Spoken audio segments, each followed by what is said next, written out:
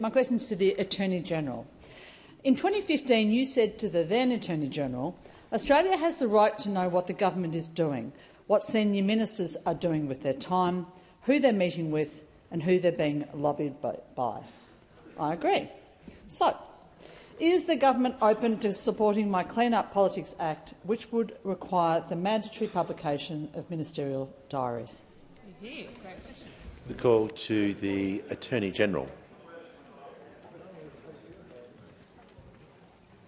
Mr Speaker, and I thank the member for Kooyong for her question.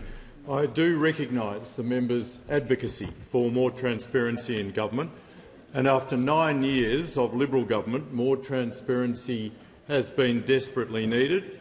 The Albanese government is committed to upholding a high standard of integrity, transparency and accountability, a standard that the former government never aspired to, let alone achieved. Order. Within months of coming to office, we've established the National Anti-Corruption Commission, the single biggest reform to the Commonwealth Integrity Framework in decades. The Prime Minister and this government have exposed the shame of the former Prime Minister's secret ministries. That's the secrecy, of course, that the former government sunk to. It's an episode that damaged good government, damaged the parliament, damaged our democracy. The Attorney-General will pause so I can hear from the member for Kooyong on a point of order. Point of order, Mr Speaker, on relevance. The Attorney-General was not asked about the former government. There was not alternative approaches.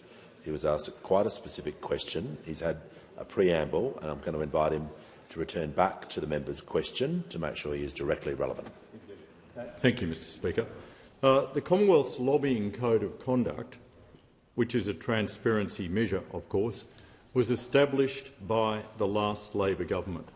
For the first time, lobbyists were required to register their activity and comply with strict rules on transparency. Labor created the Lobbying Code, and it's worth saying, by way of contrast, that the former Liberal government tried to privatise the visa system by handing it to its lobbyist mates.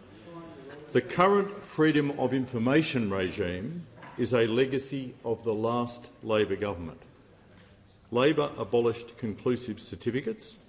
Labor created a commissioner model, 3 commissioners, of an Information Commissioner, a Privacy Commissioner and a Freedom of Information Commissioner, for a no-cost review of FOI decisions.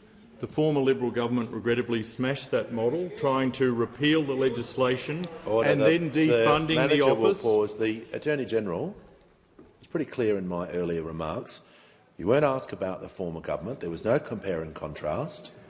Can I ask you to stick to the question? Otherwise, you'll resume your seat. I recognise the call by the member for Kooyong for automatic access to ministerial diaries.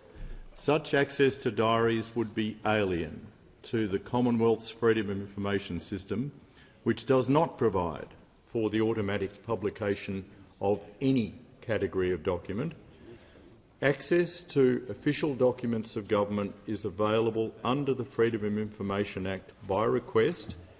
Each request is subject to assessment, which is governed by statutory requirements. It's governed by a series of exemptions, each of which need to be considered.